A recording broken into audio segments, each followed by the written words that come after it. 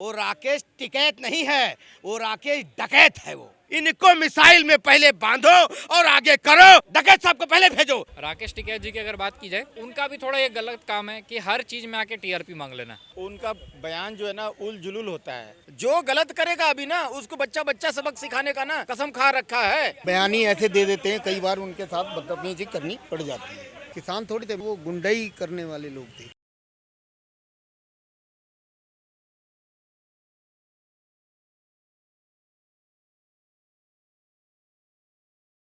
नमस्कार, आप सभी का एक बार फिर से बहुत स्वागत है। और देखिए, राकेश टिकैत की अगर मैं बात करूं, भारतीय किसान यूनियन के प्रवक्ता हैं और बड़े ही किसानों के लिए वो बात रखते हैं। हाल ही में उन्होंने पहलगांव को लेकर भी एक विवादित बयान दिया था कि पानी बंद करना गलत है और पहलगांव में जो भी घटना हुई है उसका असली दोषी और असली चोर भारत में ही मौजूद है। उसके बाद से जो हम प्रदर्शन देख रहे हैं, देश में अलग अलग हिस्सों में प्रदर्शन का दौर जारी है और मुजफ्फरनगर में भी उन्होंने एक जन आक्रोश रैली का आयोजन किया। लेकिन उस रैली में उनके साथ दुर्व्यवहार किया गया, उनकी पगड़ी उछाली गई, जिसके बाद से ये मुद्दा गर्म हो गया। आपका नाम क्या है सर?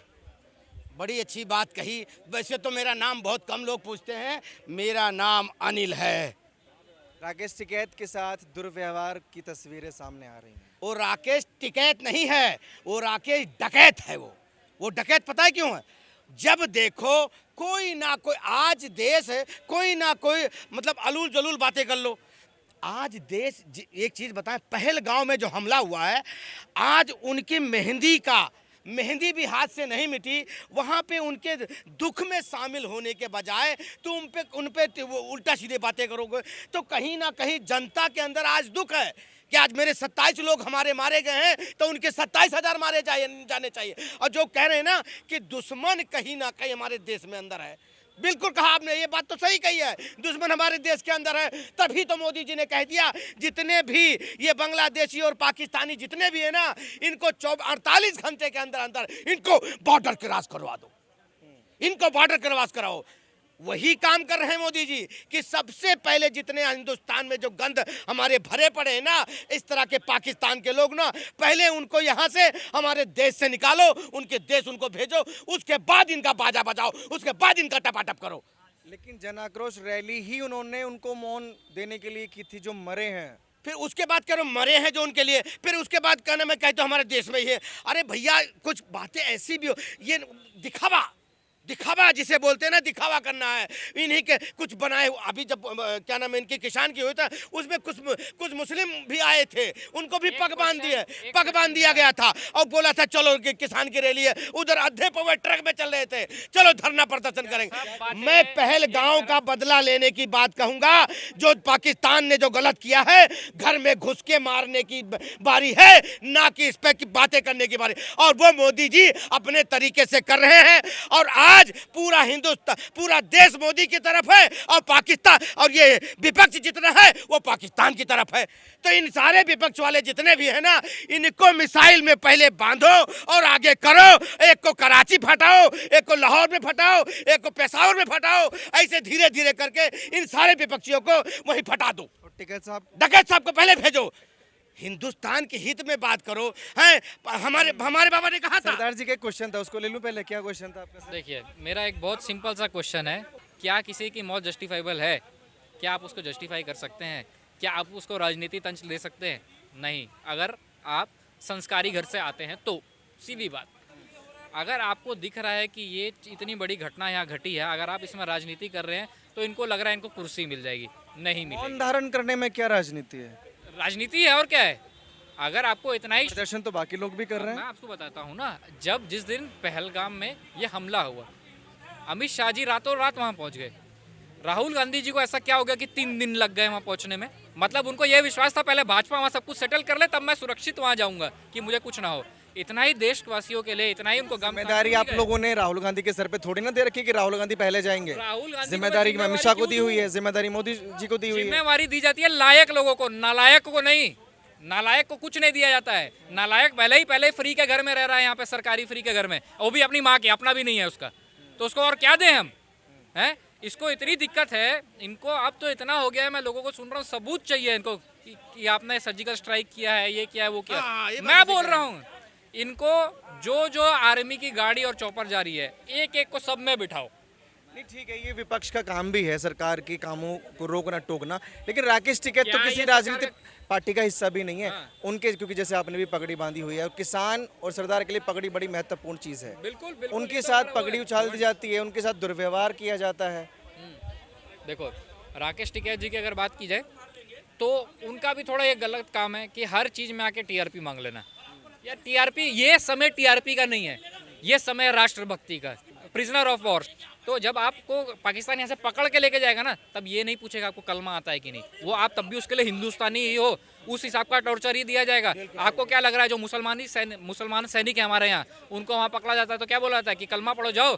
नहीं, उनके साथ भी टॉर्चर किया जाता है, वो भी बोलते हैं जय हिंद। इनको बोलने में क्या दिक्कत है जय हिंद? मैं आज कह रहा हूँ पूरे मीडिया के सामने, मेरे अंदर भले खून वाहिगुरु जी का खालसा वाहिगुरु जी की फतेह की चलता है, पर मेरा जो घमंड है वो जय हिंद बोलता है, ये हमारा घमंड है। अगर इस पे आओगे तो याद रखना, जो कटावा तुम कश्मीर में ढूंढने आए थे वो तुम्हें लाहौर में दिलवाएंगे। क्या बात, क्या बात, क्या बात। आप जिनको राकेश टिकैत बता रहे थे, आपको देशभक्त नहीं दिखते वो? देखो मेरी बात सुनो, जो देश के खिलाफ हो मैं उसे देशभक्त नहीं मानूंगा, ठीक है ना।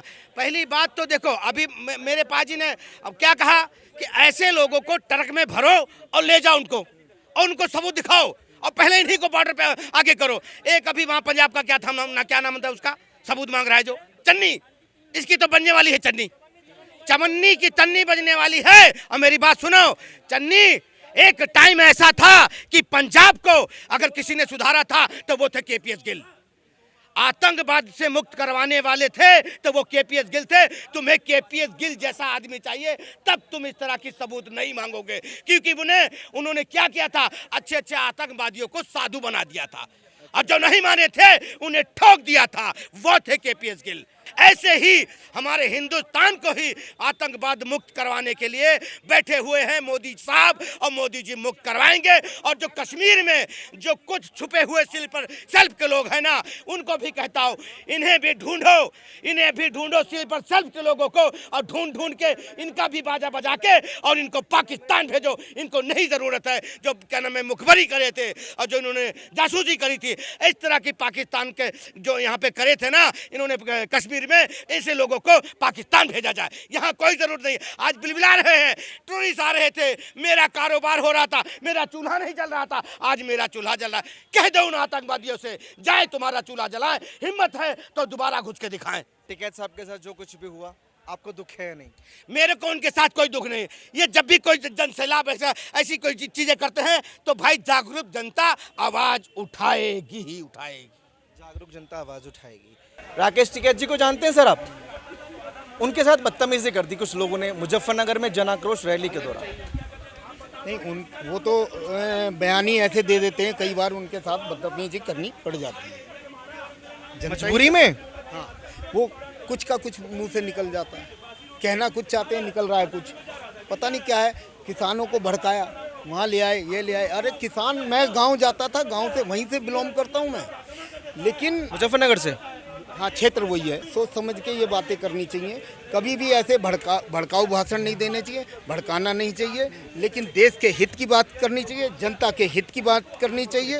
वो नहीं कर पाते, पता नहीं क्यों इस तरीके का भाव आता है। अरे तुम भारतीय हो तो भारतवर्ष की हित की बात करनी चाहिए ना। पहलगांव में जो ये घटना घटी है, बहुत दुखदायी घटना है, ऐसा नहीं होना चाहिए था। और काफ़ी समय हो गया था, बिल्कुल अमन चैन शांति थी, पर्यटक जा रहे थे, आ रहे थे, लेकिन हमारे देश के अंदर जो बैठे हुए घुसपैठिए हैं और गद्दार हैं, उन पे हमें नज़र रखनी होगी। ये सरकार को भी देखना चाहिए है।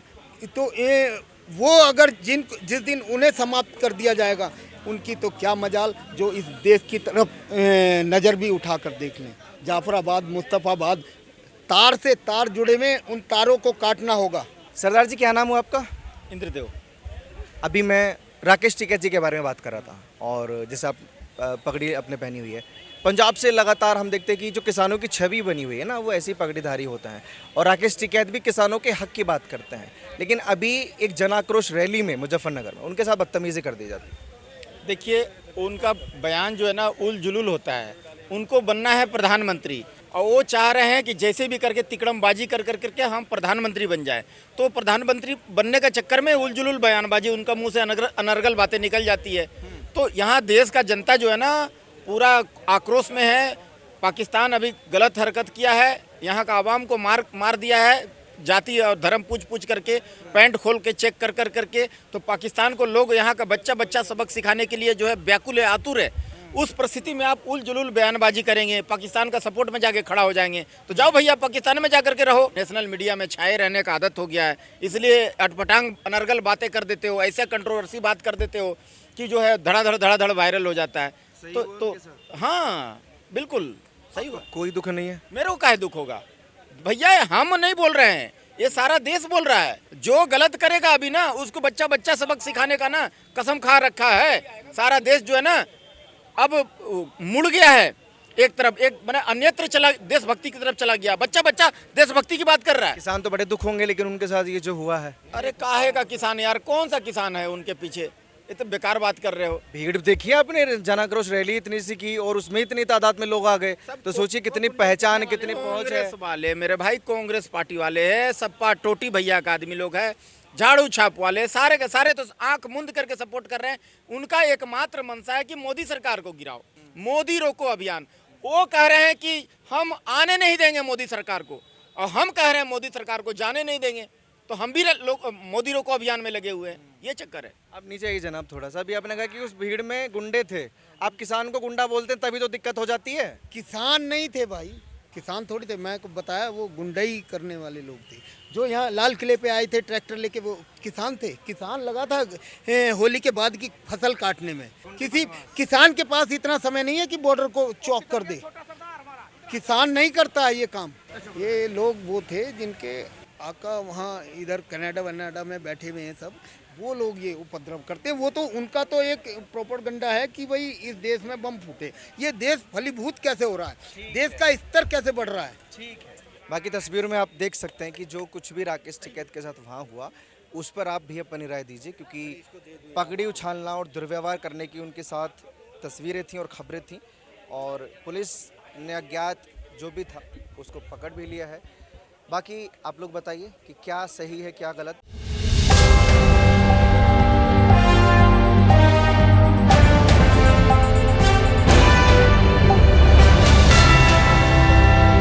पॉलिटिकल दर्पण, पक्षकारिता नहीं सिर्फ पत्रकारिता।